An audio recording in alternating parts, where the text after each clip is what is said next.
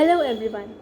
I Anjali Roy, student at the National Institute of Technology Sikkim, welcome all for yet another episode focused on the placement strategies for EC students. As it is rightly said, sit behind the experienced one, listen and observe them. Not every success spell is available on Google. So, friends, let us take a moment to interact, to learn, and to enhance our knowledge on various career aspects from one of the talented minds of our college. May I please welcome Ms. Diksha Shoni from the graduating class of 2020, who is currently working as a design verification engineer at Marvel Semiconductors, to share her experience with us. Hello, Dee. How are you? Hi Anjali, I'm good. How are you? I'm also doing good. Thank you so much for taking out time for us today and to share with us your experience till now. We are very grateful to have you today with us. Thank you for your kind words, Anjali. I'm happy to interact with you all too. Yeah, so let's just start the interaction Yeah, with the very first question. So, can you please give us some insights into your work at Marvel and how did you apply for and prepare for the same? And what were the various rounds and all the steps to get into the company? okay. So first of all, Marvel had conducted a drive in the campus itself. So it was an on-campus drive.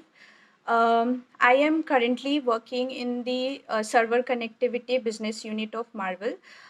So my team majorly does the fiber channel design verification, and so the rounds that were involved in the campus drive were mostly technical tests that also included the coding round.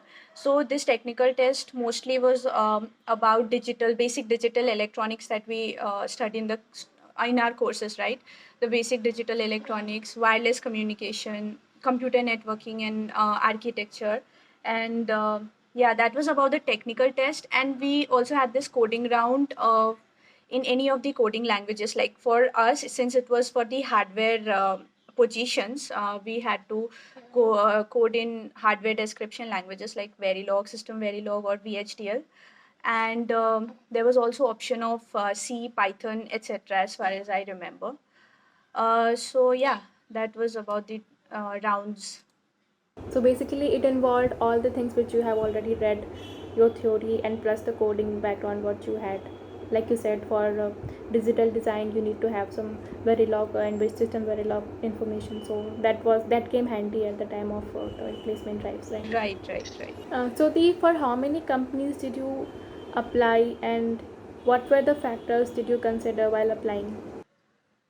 Um, Okay, so I had done this internship in one of the companies in my third year. So I was offered a PPO from there. So I did not sit for any of the placements in my seventh semester. Marvel was the only company I sat in the college. When you are applying for any other industry in general, right, you should consider like what are the skills in your CV, like restrict yourself to that, because somehow they have a job description for any of the role, right? So they will look for the candidate that is possessing all of those skills, right? So I would suggest have include just apply from outside in those companies wherein you can think your their JD and your CV, it's in resonance. So that's something I think people should consider when you are applying from outside. Okay, so basically these things we need to keep in mind. The CV should be in sync with what the job role is given. We should just not write anything and then put it there. So our next question would be how to decide between going for higher studies versus going for placements. Okay. So higher studies you can consider when you want to, you do not have any pressure from home or anything as such, like of going for a job, or you are not placed in any of the core companies, but you want to work in the core domain. So that is when you should consider higher studies. Else you can work for 1 or 2 years and then pursue higher studies. That is also something that people do. So, higher studies also, there are two options. You can study either in India or go outside for MS after appearing for GRE. So in India, I think VLSI, there are some private institutes also that offer good placement. So when you are going for your masters, right, the prime thing that you should also see is their placement statistics of those colleges, because after masters you need a good placement, right? So I think there are some institutes, right, like Thapar, VIT. They offer good placements in VLSI domain. I like what I have seen from here and there. And like if you are appearing for GATE, you always have to, like, you will only aim for IITs or top NITs, right? So if you can get into them, they also offer good PPOs in the top giants of India, the product based companies mostly, so you can get placed there.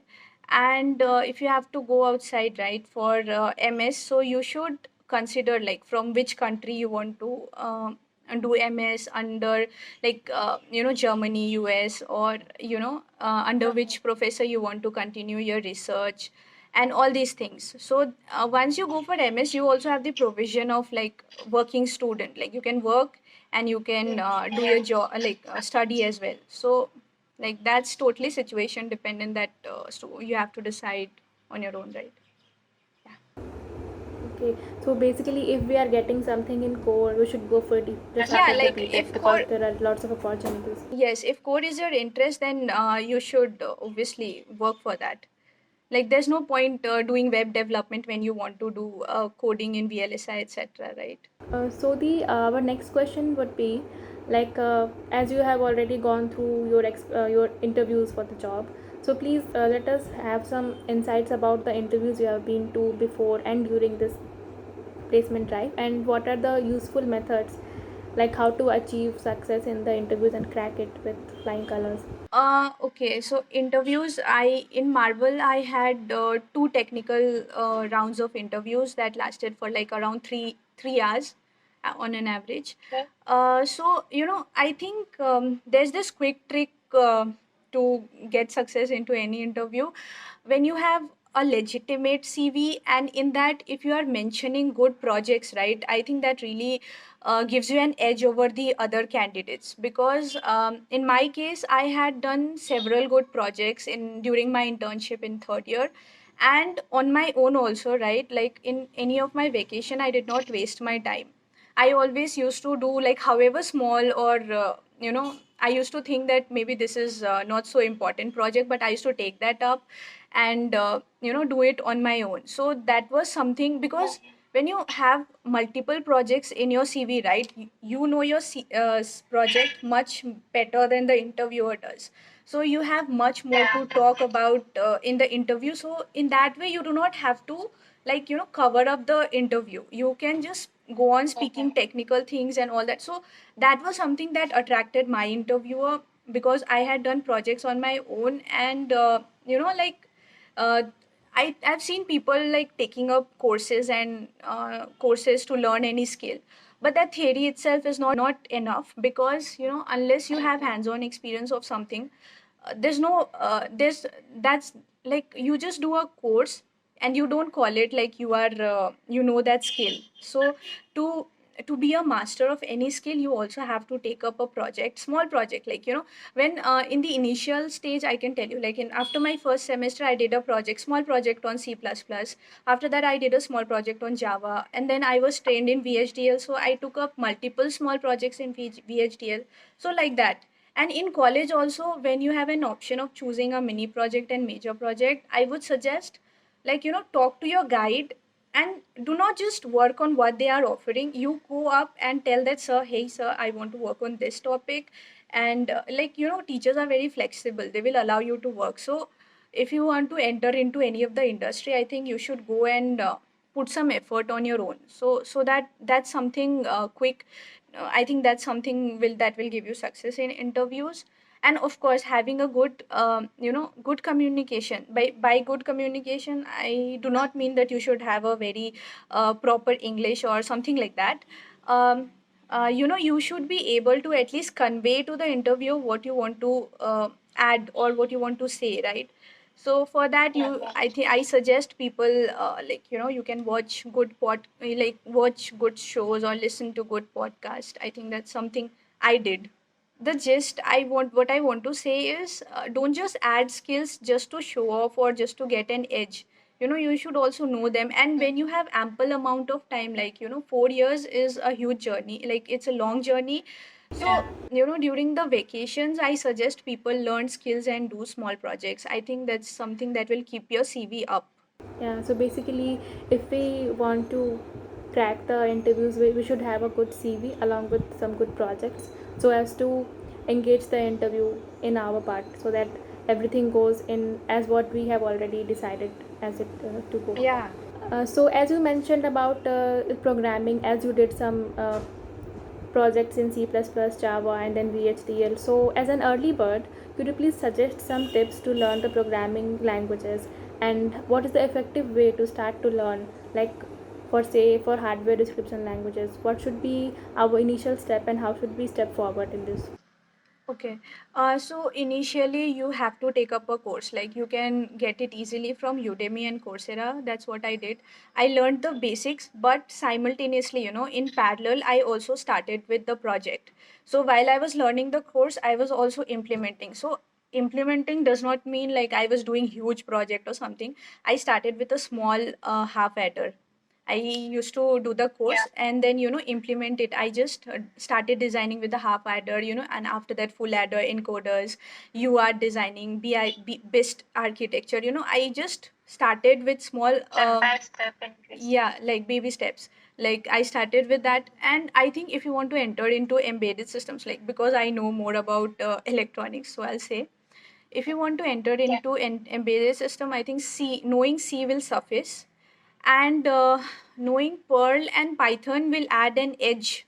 So because mostly what I've seen is freshers are made to do this automation task in the team. So when you if you know Perl or Python, or just the basics, not advanced anything, that will also add an edge. Like because anyhow, even after you are joining any company, I've seen like you have to learn the Python or any scripting languages as such. Okay, so basically, we need to have some coding background already within the 4 years of BTech. Sometimes people do have this stigma in their mind that, oh, I am in EC, I don't want to code, so let it be. I'm in code, I will go in code and do this circuit designing things, and I don't need to learn coding. Yes, So that thing is wrong actually. yeah, because jobs in core also have coding. Like at least electronics, what I know, it's not a field job. You have to sit in the office, and what are you doing there? You are coding only, right, with the computer. I think yeah, you should all like at least if you have time, you should not waste, because I've seen people in college. I mean, they just are so worried about the end semester and mid semester. So do not restrict yourself to that, because it's very easy to score CGPA, trust me. Like if you just follow the notes, if you're regular with the classes, you can get a fair CGPA. But also make it a point that during whenever you are free or something, you work for your placement, because this realization comes in us very late. So basically, we need to be focused from the initial stages itself. If we have a good idea of whether which field are we going to pursue, so let us start uh, learning some things step by step, so that there is not a lot of burden at the time of placement. Yeah, even if you realize late, I don't think learning any language will take you more than a month. You can acquire any skill in a month. It's not a big deal, I think. So, from your point of view, do you think it is wise to wait for internships and job opportunities provided by the college, or should we try to go for off-campus drives too? I think the on-campus placements are restricted, I think, because they are limited in number. You also know, right? They are limited in number, and somehow you do not maybe you have a dream company, you do not get into that, something like that, right? Outside, I think off campus there are diverse options of jobs. It's good to explore, you network on LinkedIn, and reach out to people, because I've seen many fresher jobs. Like these days, especially talking about VLSI industry, the leading tech giants, all the product based companies, they are all hiring freshers. Like let's talk about Intel or Mentor Graphics, Qualcomm, Nvidia, AMD. I can just like countless numbers, because them some of my friends, they have entered into good product based companies even from private institutions, and we are in ITians, right? We are anyhow given some preference sometime or the other in most of the companies. So I think even the training and placement cells should reach out. I know it's difficult, but they should try. And if it's not possible, you should try to connect with people outside. And I think you have formed a good alumni network. I think you guys have all done it. So, you can reach to some alumni from the college, and I think it'll be easier to get a referral and, know if there is some vacancy in the teams or anything. So, if you are restricting yourself from for the on-campus jobs, it might be a case that you are not interested in IT, but you are forced to go there or something like that, right? Because there are ample opportunities. I don't see there are any scares in that. You just have to have those skills as such, and just have some good projects, mention them on your resume, CV, and just present it there. Have a good LinkedIn profile. It will reach out somehow. So basically, the as you focused on and stressed upon the good projects to be included. So according to you, what kind of projects do you suggest that a person should have to get an edge during the interviews for these core jobs? um Project ideas, right? You can do some research online. There are many topics, like different architectures that you can just simulate, because everything online, the codes are all open source. You get it very easily. You just have to pick that up, run on a simulator, and see, just play around with that code, just merge two different codes and design a different architecture. So that will be a project in itself. So project ideas, even like if people need, I can also help them out. You can just reach me out on LinkedIn. I can suggest you some topics. Likewise, you can do it. Like, you just have to explore, do a little bit of research on the internet, and everything is available. You just have to pick the code, run it, and see, just play around with that code, and see the waveform, everything, how it's happening, etc.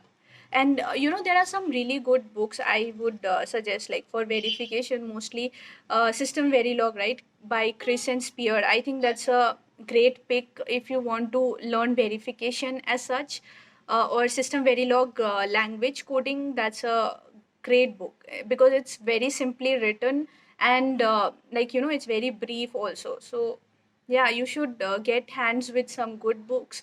And because somehow someone has to break the ice, because you cannot just sit and rely on college, right? That college will give me project topics, college will give me job. No, you have to do on your own. And competition, trust me, is very huge. People, you are not even aware how how skilled people are. Because I also faced this challenge when I joined the industry new. My fellow interns, right, they were, some of them were from private institutes, but then they had immensely good profiles. Like, they knew, they were skilled in almost like all the languages that we had to work on.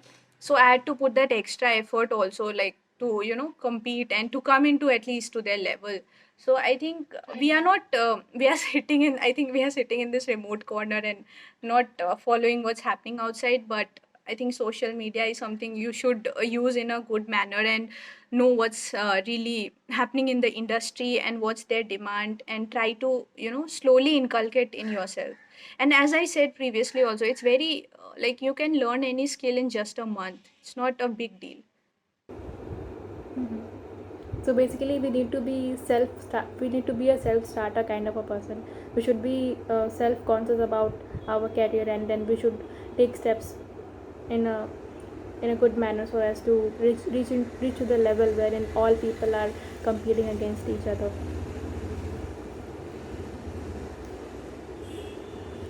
So thank you, Dee, for addressing us today with all these insights and your experiences. This matters a lot for the students who are aspiring to be in this field, and this would be of a lot of help to them to give a start to their career. Thank you so much for taking out time for us, and Yeah, all the best for your future endeavors, Deep.